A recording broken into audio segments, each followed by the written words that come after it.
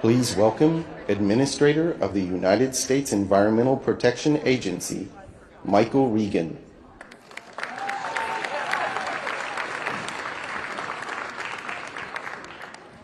Good afternoon, everyone.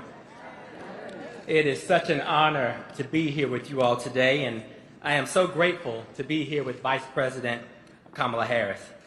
I do want to say, because I know she's listening backstage, thank you, Madam Vice President, for your leadership, both domestic and abroad, and for your persistent and enduring advocacy for underserved communities all across the country.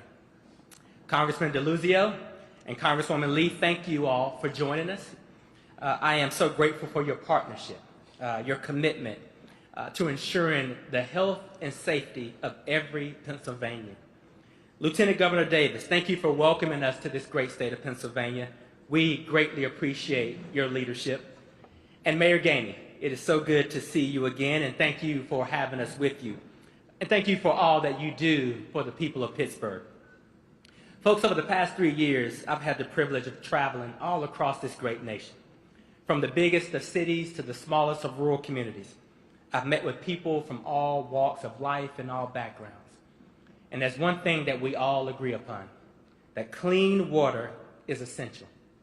Clean water is essential for our health. Clean water is essential for our well-being. Clean water is essential for our economy. And clean water powers American jobs, powers American industry, and again, powers our entire economy.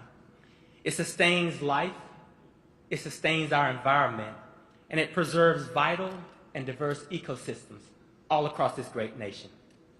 But even today, as many of you know, too many parents know the pain of having a child sickened by contaminated water. Too many communities have been left behind and are suffering from decentralized and inadequate wastewater systems. And that's why President Biden and Vice President Harris have made investing in our nation's water infrastructure a cornerstone of this administration's agenda. Investing in our water is investing in America. Thanks to the bold, visionary leadership of President Biden and Vice President Harris, and our colleagues in Congress who are doing a great job for you, by the way. The bipartisan infrastructure law delivered the single largest investment in water infrastructure in United States history. More than $50 billion, and that's billion with a B, to replace lead pipes, protect treasured waters, and build drinking water and wastewater systems that are resilient in the face of climate change. These investments present a historic opportunity to change the game for so many communities struggling to access clean water across the country. And I'm proud to say that EPA is central to and leading these efforts. And we're moving quickly to get this transformational funding out of the door. And today, EPA is investing $5.8 billion in drinking water and clean water infrastructure upgrades all across the country, thanks to the Biden-Harris administration's investment in America. Yes.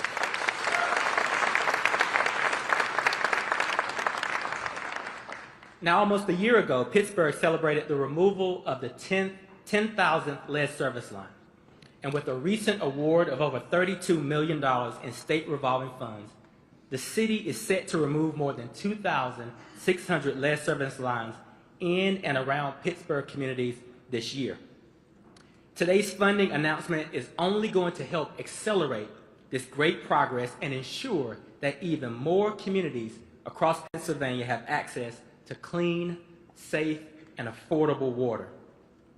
We know that investing in our water infrastructure is one of the best decisions we can make for our country, for public health, and for environmental protection, for job creation, and for the strength and vitality of our economy. So folks, together, we will propel great cities like Pittsburgh into the future with safer, healthier, and more resilient water infrastructure. And President Biden and Vice President Harris are investing in America and making this reality, this vision a reality. So thank you all for being here today.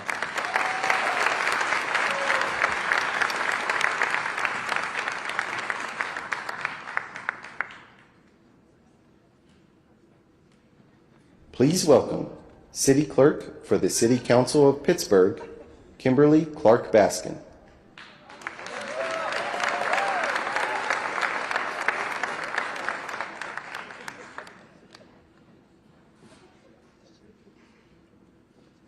Good afternoon, everyone. My name is Kimberly Clark Baskin, and I am the City Clerk for the City Council of the City of Pittsburgh, and I am also a proud resident of the Homewood community. As you all know, Vice President Kamala Harris has been a huge advocate for the communities across the country to have clean and lead-free drinking water, getting lead pipes removed and replaced, and the remediation of lead paint that still exists in so many homes nationwide. My family was personally affected by lead in a home, so I know what damage lead in paint and in water can cause. Many years ago, my father had started having breathing problems with no concrete answer as to why. My son and I were having frequent and unexplained headaches, and my daughter had very high lead levels in her blood work.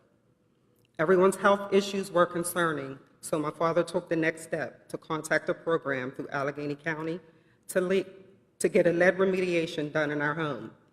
The results were astounding, and we began to get answers to some unanswered health issues. Allegheny County began to work on our home and worked quickly to get all of the lead removed. Months after the work was done, my daughter's blood work improved, the frequency of our headaches began to decrease, and my dad's breathing had improved. Never did I think that lead could cause so many health issues for my family. I shared this with our Vice President during her 2022 visit, and it was so great hearing the passion and concern in her voice, speaking on how diligently she and the administration is working to make sure that all households achieve the goal of having access to clean drinking water and lead-free paint. When I learned of the Vice President's return to Pittsburgh as a follow-up to her first visit, it made me feel good to know that she genuinely cares and came back to hear the progress that has been made and to check on our communities in the city of Pittsburgh. I admire our esteemed Vice President. She is me and I am her. She is a woman of color. She silently inspires so many Black and brown children, young adults, and adults to keep pushing and pursuing their goals by showing her strength and consistency to break all glass ceilings placed above her. She validates the saying, anything is possible if you put your mind to it, you work hard, and you never give up. She stands tall in the eye of adversity, and she is the voice for so many. She genuinely cares about the people of the United States and continually fights for equality across the board. It is my humble pleasure to introduce our amazing Vice President of the United States, Kamala Harris.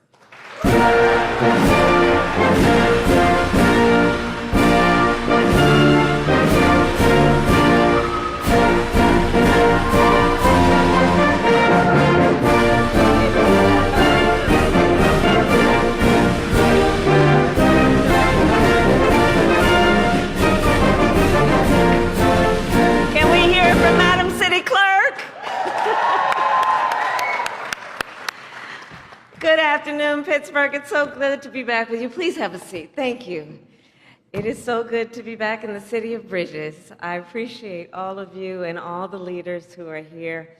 Again, I want to thank Madam City Clerk Kimberly for that introduction and for the ongoing conversation that we've been having. And her story is sadly the story of so many people. And it is the story that the President and I have been hearing in many places around our country. And I know it is long overdue, and it is time that we actually implement solutions. And I'm here to say we are, and I thank all of the leaders here for being a part of that. And I want to thank all of the leaders who are here, including Administrator Michael Regan. He's doing an extraordinary job on behalf of our administration. He's a bold leader of the EPA. Representative Summer Lee, Representative Chris DeLuzio, I want to thank you. And then, of course, your two senators wanted to be here today. And in their absence, I will say that Senator John Fetterman, I was just speaking with his wife who's here, is a leader of profound strength and courage. And we are so grateful for his service. And in the United States Senate, many of you know, when I was a senator, for the time I was there, I had the great joy and pleasure of working with Senator Bob Casey. And I'll tell you what you know. I mean, I've seen him when the cameras are on and when they're off. And he is always a fighter, fighting for the people of Pennsylvania and for the children of this state. In fact, he played a critical role in securing the funds to remove every lead pipe in Pennsylvania. So if we can applaud their leadership, please. Yes. So to all the other leaders who are also here, the parents, the grandparents, the advocates, the teachers, the community leaders, I thank you for the work you have done over so many years to make sure that this community, and by extension as a role model, many communities around our country, that they have access to, as Michael Regan said, one of the most basic and essential resources, which is clean water. Clean water. Can you believe that in the United States of America, that is still not necessarily guaranteed to all people to access clean water? And so I'm here today to announce some of the work that we have all been doing together over many years that is